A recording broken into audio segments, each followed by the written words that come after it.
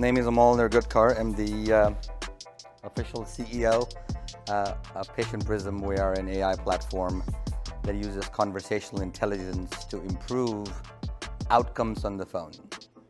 What I mean by improve outcomes, I mean by patients actually scheduling an appointment on the phone. And that's what I do. I'm going to talk. My topic is utilizing AI for new patient acquisition and retention in the age of consumerism. There's a lot I said there. So this is not an infomercial for Patient Prism by any means. It really is meant to kind of get our thoughts thinking around how do we do this. Right? AI is the new bright shiny object. It's the jargon of today, right? We in the 90s we used to have SEO. Everybody needed SEO, SEM, and all that stuff. AI seems to be the new jargon. Like, oh my God, I need AI, and it's all over the place.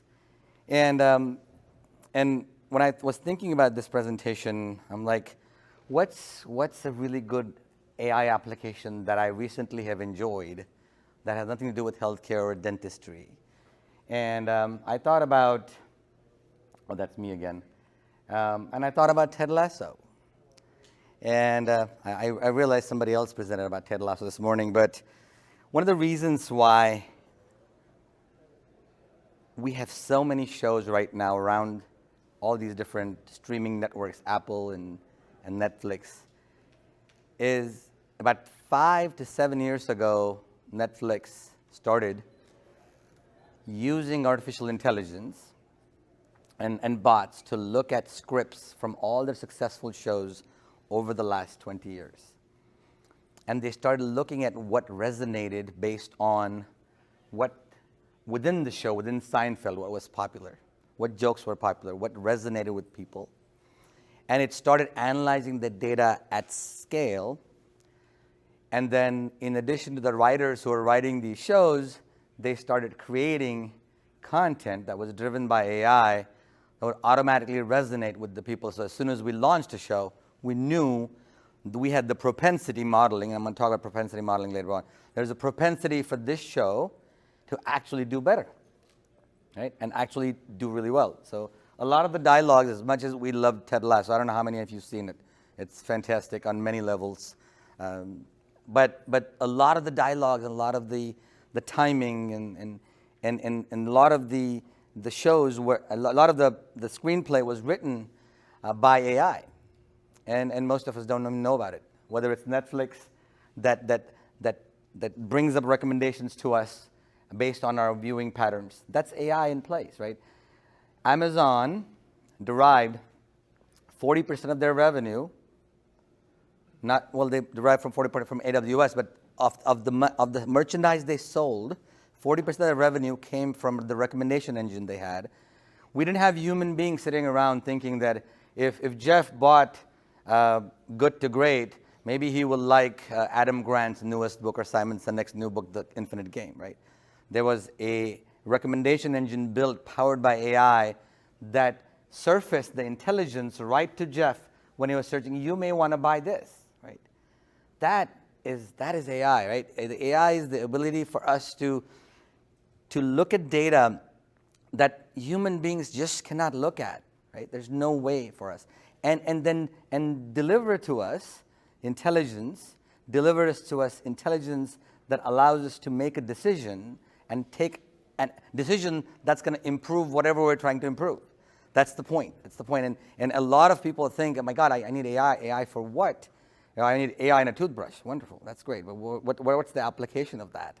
Is what we have to really figure out as we think about dentistry, and we're looking at the application of this technology within many, many different aspects of our DSO platforms. We have to really think about how it's going to improve patient outcomes, because that's the game we're in, right?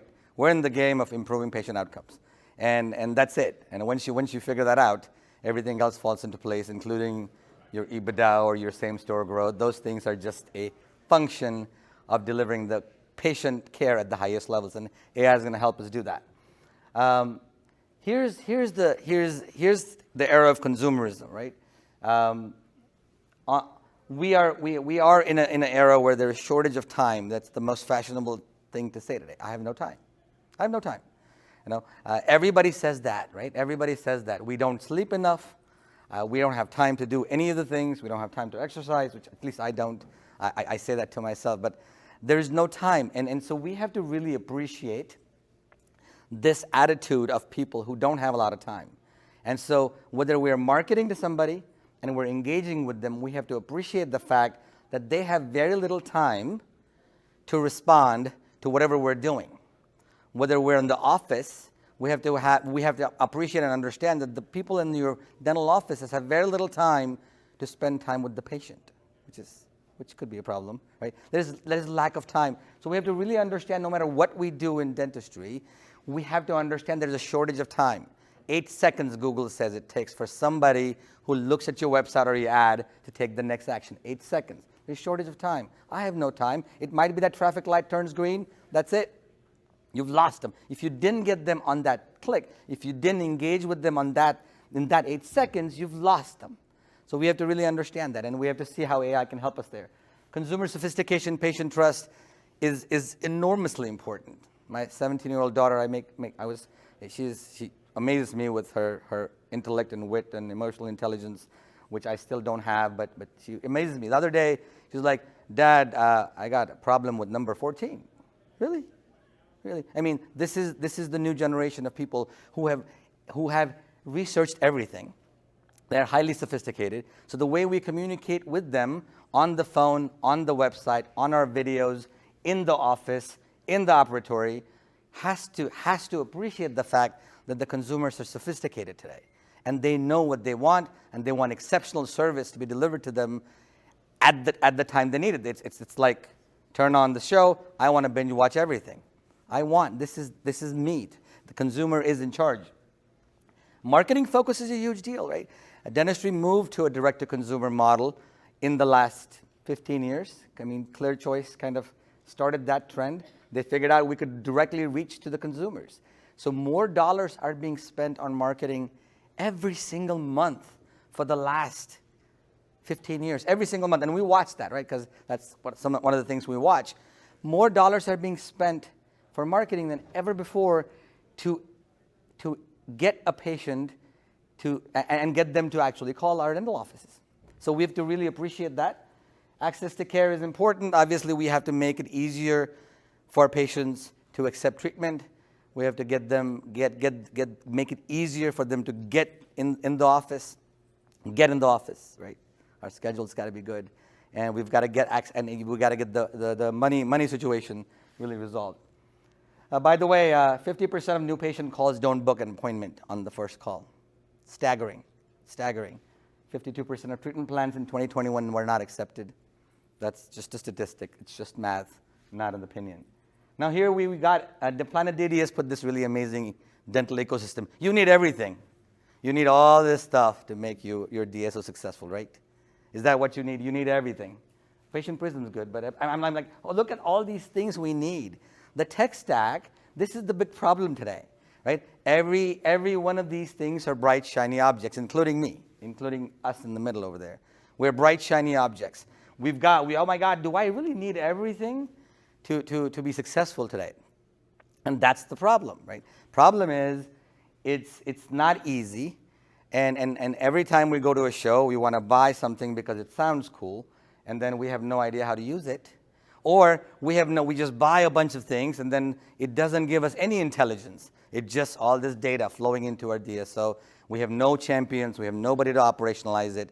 And that's the lift. That is the challenge of today. Is great. We've got great companies out here, including Patient Prism. Okay. We've got great companies out there that are building great technologies, but we've got to figure out how to unify. The point of this slide is the tech stack is too high. And you've got to figure out how to unify this into a single source of truth, whether it's your BI platform, whatever the intelligence tools that you're using, you've got to figure this out. You've got to get these guys to somehow talk to each other and surface actionable insights that are going to give you, okay, well, I need to do this, right? I need to spend, here, she's the CMO over there at 42 North. I need to spend $5,000 on this implant campaign because the ROI is 10x. That's what I need to know. I don't need to know all the data about how many my click-through rate was. I need to have intelligence, not just data. And as much as you guys evaluate all this stuff, you got to think about, my God, how am I going to use this? And I can be possibly, there's a new tech company formed every minute. How many things can I have? How many windows will I have my people open up every day and do all this stuff? We shouldn't, right? We've got to figure out how to, as an industry, we've got to figure out how to merge all this data and create intelligence out of that.